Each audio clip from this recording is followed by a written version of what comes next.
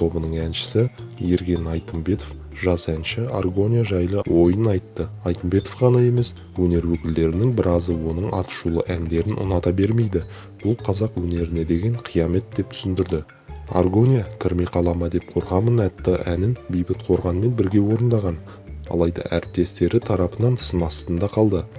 Жастар жағы хайп әндерге қызыққыш келетіні белгілі, ал салмақты әндер шырқап жүрген орта буын үшін бұл арзан ән дейді ол. Мен адамның сыртынан айтқанды жек көремін.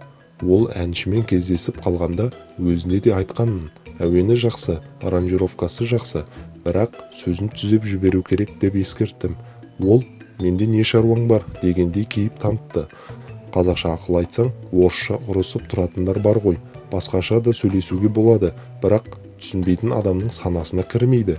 Қазақта бұған қатысты ақылсызға айтқан сөз қорадағы малға айтқанмен тең деген сөз бар, деді Ерген Айтымбетов.